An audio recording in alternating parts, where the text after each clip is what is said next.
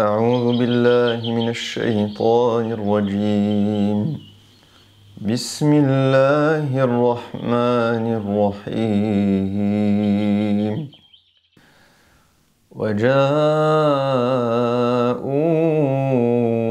أباهم عشاء يبكون قالوا يا أبانا إنا ذهبنا نستبق وتركنا يوسف عند متاعنا فأكله الذئب وما أنت بمؤمن لنا ولو كنا صادقين. Alhamdulillah, wassalatu wassalamu ala rasulillah, wa ala alihi wa sahbihi wa mawala, assalamu alaikum. On se retrouve encore autour de Sayyidina Youssouf, de son histoire, de cette sourate magnifique qui nous relate le récit de la vie de Sayyidina Youssouf et toutes les sagesses et les beautés qu'il y a dans ces versets, subhanallah.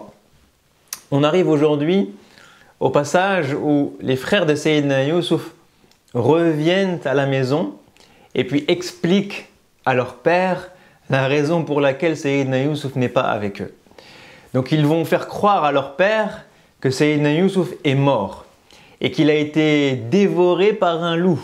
Et donc ils vont faire du cinéma, réinventer l'histoire, réinventer la réalité. Puisque Allah subhanahu wa ta'ala, dans le verset 16, nous dit « وَجَاءُوا أَبَاهُمْ عِشَاءً يَبْكُونَ » Donc ils arrivent et qu'est-ce qu'ils font? Ils pleurent. Donc ce sont des larmes de cinéma. Des larmes de cinéma, ils arrivent pour faire croire, faire semblant qu'ils sont tristes, qu'ils sont effondrés, qu'ils sont déprimés du fait que leur petit frère préféré, adoré, chéri, eh bien, vient de se faire dévorer par un loup et qu'il est mort. Donc ils ont perdu quelqu'un de cher dans leur famille. Donc ils font ce cinéma-là et puis ensuite ils vont inventer cette histoire. Inventer l'histoire pour dire à leur père eh bien, qu'ils ont laissé leur frère à côté de leurs affaires et que quand ils sont revenus, eh bien, le loup l'avait dévoré. Ils vont même mettre du faux sang sur ses vêtements et puis montrer ça comme preuve à leur père pour qu'il croie à ce gros mensonge, qu'il croie à cette histoire-là. Donc ce passage-là, pour moi, il a une leçon qui est magnifique, qui est très importante dans notre vie. On a vu que Surat Youssouf, elle avait des leçons, masha'Allah, spirituelles, des leçons comportementales, des leçons sociétales. Elle tire vraiment très large sur toutes les leçons et tous les pans de la vie que nous pouvons avoir, chacun d'entre nous dans notre quotidien. Et là, on revient sur une leçon comportementale, sur une leçon de personnalité, un peu comme celle sur la jalousie et les maladies du cœur lorsqu'on a parlé de la jalousie. Eh bien, Allah ici nous montre encore une fois un exemple à ne pas suivre. Un exemple de fléau, de maladie du cœur qui peut pourrir la vie de chacun d'entre nous. Et subhanallah, on voit que ces maladies du cœur, encore une fois, font plus de mal à ceux qui les portent qu'aux autres. Quelle est cette maladie dont Allah nous parle ici? Eh bien, c'est celle du mensonge. Le mensonge. Est-ce que vous mentez? Est-ce que vous mentez de temps en temps? Est-ce que vous mentez régulièrement? Est-ce que vous mentez à chaque fois que l'occasion se présente? Subhanallah, on voit, quand on discute avec les gens, qu'il y a des gens qui mentent régulièrement. Il y a des gens qui mentent ponctuellement parce qu'ils se trouvent dans une situation où ils pensent que le mensonge va les sortir de la situation. Et puis il y a des gens dont le mensonge est devenu une habitude, dont le mensonge est devenu une caractéristique, dont le mensonge fait partie de la personnalité. C'est un menteur, subhanallah. Et même le prophète sallallahu alayhi wa sallam nous parle de ces gens-là, nous parle de cette catégorie-là. Et il nous dit que les gens ne cesseront de mentir que jusqu'à ce que Allah subhanahu wa ta'ala les prescrive comme étant des menteurs. Donc Allah et son messager distinguent clairement entre celui déjà qui ment ponctuellement, qui commet un péché, qui commet une erreur grave, et celui qui prend tellement l'habitude de le faire, yataharra al-kadhib, comme nous dit le messager sallallahu alayhi wa sallam, c'est-à-dire que ça devient vraiment sa nature, ça devient vraiment un outil à utiliser dans le quotidien, hatta yuktabu inda Allahi kadhaban. Et au moment où ça devient sa nature, c'est pas juste il a commis une erreur. C'est pas il a menti ponctuellement. Non, c'est un menteur. Il devient auprès d'Allah un menteur. Et donc c'est juste pour vous décrire que ce fléau du mensonge n'est pas à prendre à la légère. Combien de gens on voit autour de nous qui mentent? Et donc le messager sallallahu alayhi wa sallam nous dit clairement que c'est grave de mentir. Le Coran nous dit régulièrement que le mensonge est un des pires péchés, est une erreur grave. Et ça va jusqu'au point où si le mensonge devient notre nature première, ce n'est plus juste un péché, c'est une caractéristique. Ce que tu es auprès de Dieu, c'est un menteur. Vous imaginez un petit peu? Vous imaginez un petit peu si les anges posent la question à Allah, comment tu décrirais ton serviteur un tel? Et que Allah dit, lui c'est un menteur. Qu'il ne dit pas juste, il fait des péchés, comme tout le monde. Il fait des erreurs comme tout le monde. Il lui arrive de tomber dans l'erreur ponctuellement comme tout le monde. Non, c'est un menteur. Avec un M majuscule, c'est ce qu'il est, c'est sa nature. C'est comme ça qu'Allah te voit. Subhanallah.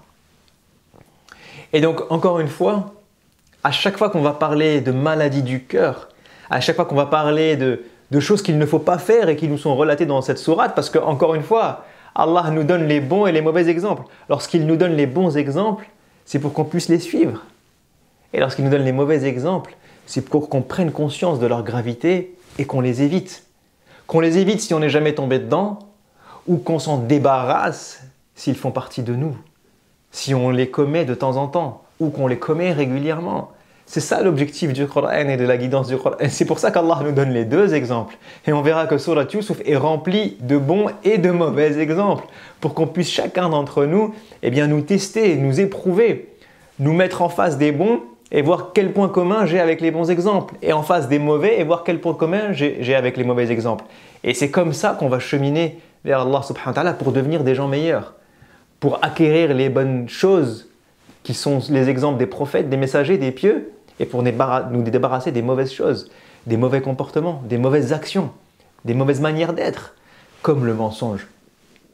Donc le mensonge, je m'invite moi-même le premier et chacun d'entre nous à ne jamais y recourir. Ne jamais recourir au mensonge, quoi qu'il se passe. Ne jamais y recourir. Et j'irai même plus loin comme on l'a fait pour la jalousie. La vraie question, ce n'est pas est-ce que j'ai menti ou je n'ai pas menti. La vraie question, si on veut s'améliorer, c'est pourquoi j'ai menti ce jour-là. Pourquoi je mens tous les jours? Pourquoi j'ai menti dans cette situation? Pourquoi j'ai menti dans ces circonstances-là? Et quand on analyse finalement le comportement des gens qui mentent ou la raison pour laquelle ils ont menti, il peut y avoir plusieurs raisons. Et comme je l'ai dit pour la jalousie, les maladies du cœur, il ne faut pas s'arrêter aux symptômes. Il ne faut pas s'arrêter aux symptômes, sinon on ne guérit pas. Il faut aller chercher au fond de notre cœur la raison profonde qui nous a amenés à agir de cette manière-là et essayer de résoudre le problème à la source, de trouver la source du problème.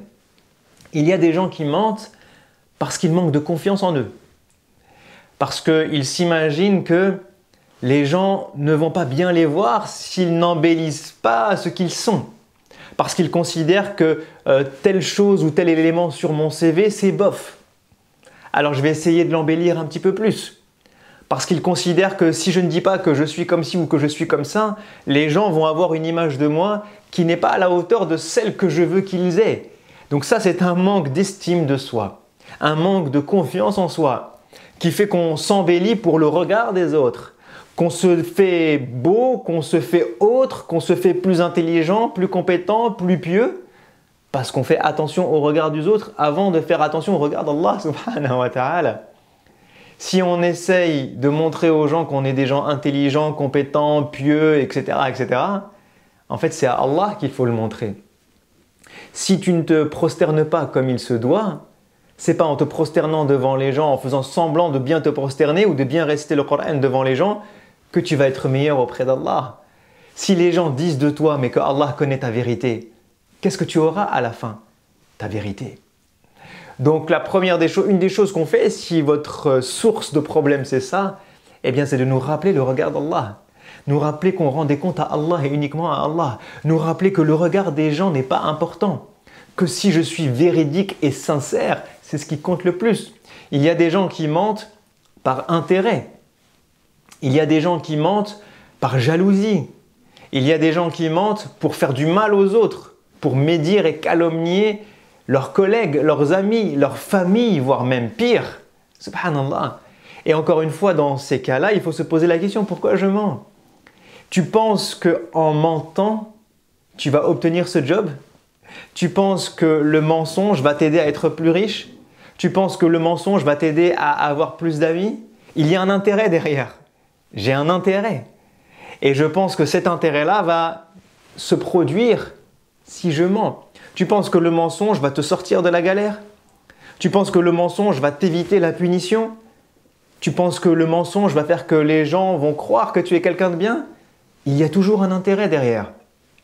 Sauf que, encore une fois, est-ce qu'on a le tawakkul, cette pleine confiance en Allah subhanahu wa ta'ala? Si je sais que c'est Allah qui donne et que c'est Allah qui prive, alors dans ce cas, je me comporte de la meilleure des manières pour que Allah me donne. Est-ce que tu penses que Allah a envie de te donner quelque chose que tu commets grâce au péché? Est-ce que Allah a envie de te donner ce résultat, ce bienfait, alors que tu tentes de l'acquérir à travers le péché, à travers l'injustice, à travers la calomnie, à travers le mensonge, à travers l'arnaque, à travers l'hypocrisie? Si le chemin qui mène au résultat n'est pas celui de la voie d'Allah subhanahu wa ta'ala, alors il n'est pas agréé par Allah. Et donc ça veut dire que même si Allah te donne ce que tu cherches, tu n'en récolteras aucune récompense. Voire même pire, Allah peut te donner ce que tu veux, ce que tu as obtenu en prenant le mauvais chemin et faire que tu n'aies aucune baraka dans ce bienfait. Que ce bienfait se transforme en méfait. Que ce bienfait ne soit pas une source de bonheur pour toi, une source d'épanouissement pour toi, une source de joie pour toi. Tu penses que le bien c'est ça et tu veux l'acquérir, on dit la fin justifie les moyens. Non, la fin ne justifie pas les moyens. Auprès d'Allah, la fin ne justifie pas les moyens. C'est pas parce que tu veux cette chose-là, que tu as un intérêt dans cette chose-là, que tu as le droit de tout faire pour y arriver.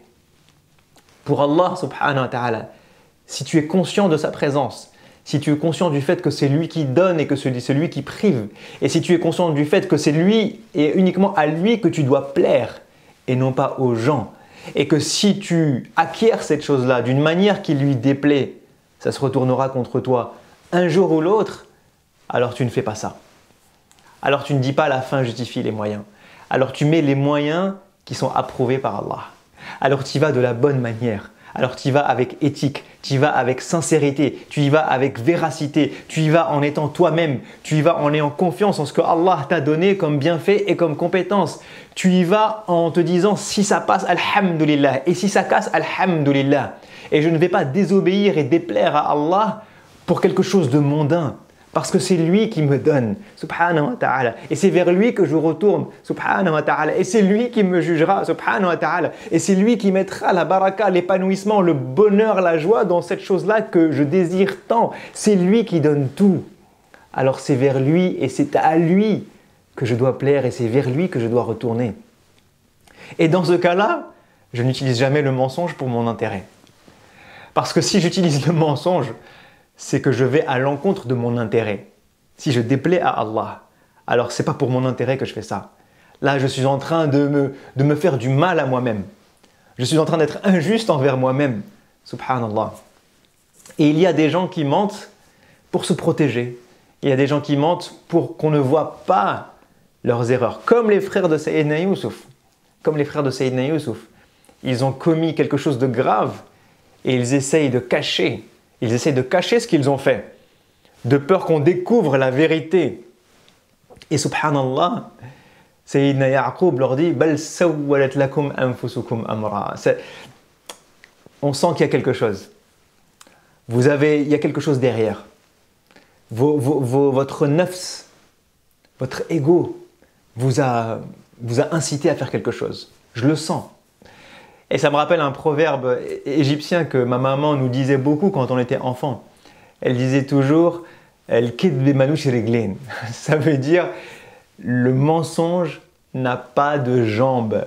Autrement dit, donc c'est une métaphore pour dire que le mensonge ne tient pas debout. Un mensonge s'écroule un jour ou l'autre. Un mensonge, on a du mal à y croire. Un mensonge, on a toujours l'impression qu'il y a quelque chose de pas logique. Et un jour ou l'autre, la vérité éclate.